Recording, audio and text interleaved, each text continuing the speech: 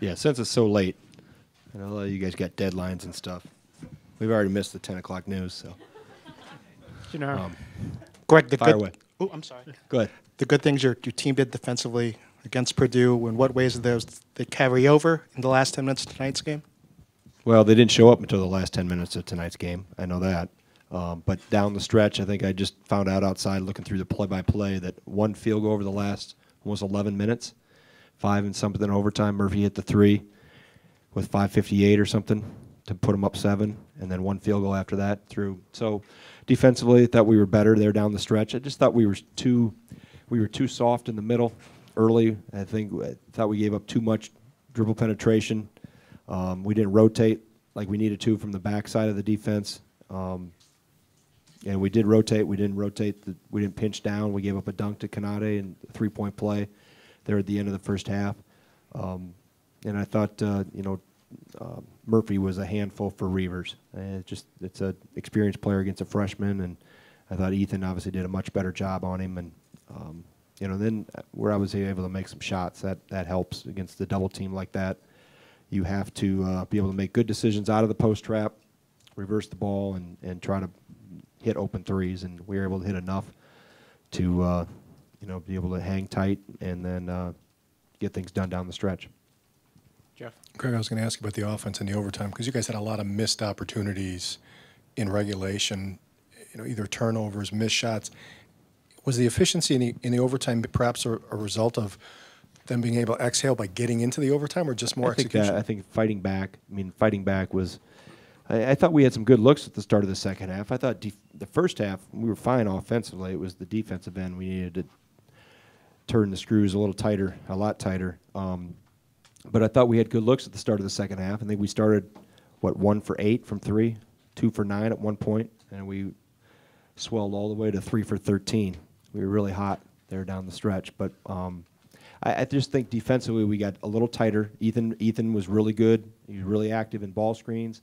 He helped on a ball screen, sprinted back to front. Murphy had 3 big blocks down the stretch.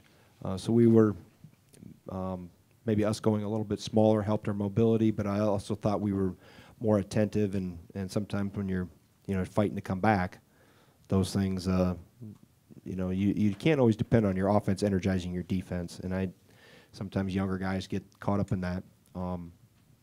But I thought we were able to obviously get enough stops and crawl back to be within arm's length there at the end. Tom?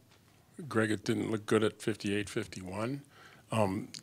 Did you guys think maybe learn something again in the Purdue game, and did they play with kind of more confidence, like we can come back and do this? Yeah, I think they've been in enough of these situations now. We've had so many late game, tied with 2 minutes to go, tied with a minute to go, that they understand the importance of, hey, if we get some stops, that's only 3 possessions, or barely 3 possessions when it's 7. So, and we talked about getting to the free throw line, even though we didn't convert there as well as we needed to in regulation to score with the clock stop. That was another topic that was talked about in one of the media timeouts. But I just thought defensively we were a little better there in the last 6-7 minutes, where we had to be in order to get back to tie it. Jeff? Greg, do you think your defense or your offense fed off your defense in the overtime? Because I think they turned the ball over on 3 of their first 4, including the shot clock violation to open. Yeah, I thought we were really good defensively. And from about that, when after Murphy hit the 3, I think we had hit a 3 to cut it to 4, and they hit one to go back up 7. From about that point on, I thought we were obviously the score tells you that, but I thought we were more alert. We were active. We were helping for each other. Obviously Ethan was active at the rim, and then you're able to make some shots that energized us. And I thought, too, in overtime, our defense, like you mentioned, our defense sparked our offense because they felt we could handle them defensively. Let's go score now. And obviously Brevin hit a big 3, and or maybe even 2 of them in overtime. So they did a really good job.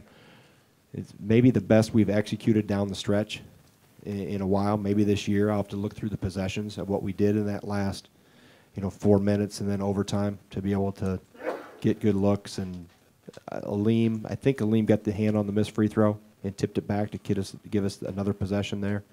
at the end to be able to tie it. I thought both him and Khalil, obviously, were having 12 rebounds. He was extremely active. Jeremy, in the back. Greg, prior to the last 9 seconds, I think Ethan only had one basket. Was there any question when you're drawing up the last play, no matter how many guys they throw at you, go to the basket? He wanted it, so we called the one that goes to him. And it was his decision. If he felt he could get to the rim, he was going to do it. If not, we had shooters spread around, and he was obviously open to throwing it to anybody that he felt he could find, or if they really brought a double team at him. But you put it in your more experienced players' hands, especially when you have it that tight and 2-point game. And like I said, right in the huddle, he wanted the ball. So you go with a guy that has done it a lot for us. Ethan compared Khalil's defense in some ways to Nigel Hayes of years past, how he could just shut a guy down defensively. I mean, how important was Khalil tonight defensively on Mason, and what did he bring on that end of the floor? Well, I think Khalil is starting to evolve into a more consistent defensive stopper. I think this year has been the most experience he's gotten. He had spot minutes before this year and really not have that type of an assignment. So I think he's taken pride in that, and that's something, obviously athletically, he has all the tools. Now it's a matter of gathering all the wisdom that comes with that experience, and you just can't have the tools and become a good defensive player. You have to gain experience, understand what you can do, what you can't do, some tricks of the trade, so to speak, and he's gotten better at those things, much better than he was, month and a half ago. Jim. Greg, Ethan's obviously been carrying you offensively for a pretty big part of the season, especially lately. How nice was it that Brevin and Brad were there when Minnesota obviously made it? They didn't want to lose with the ball in Ethan's hands. Yeah, I mean, that's a choice you have to make, I think. And we double the post some too, not all the time, but that's a choice you make. If you're going to double, there's probably going to be, if a team executes well enough, there's going to be some open looks that you're going to have, specific on the backside. And I thought I'll look through exactly every possession. We didn't handle everyone the right way. We had some turnovers and some bobbles and some things like that. But I thought we got some pretty good looks out of that, out of them trapping the post, and that's something that Ethan's gotten better at handling that over his career.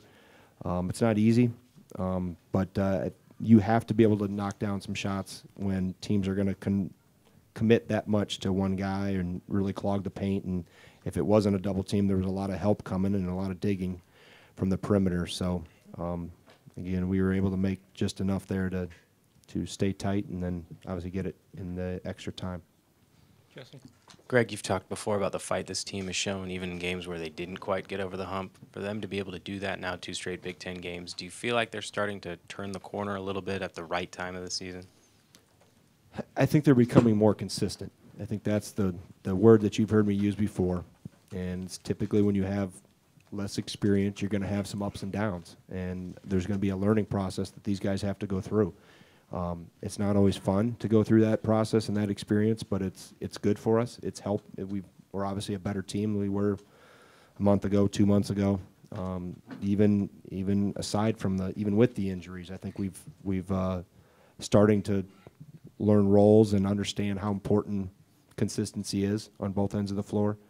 So if that means we're turning the corner, we'll see how consistent we are in Wednesday's practice. That's what I judge it by.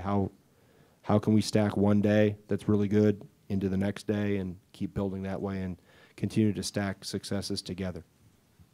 Zach. Greg, Patino said that he wanted to foul Ethan late there when he was going for the tie.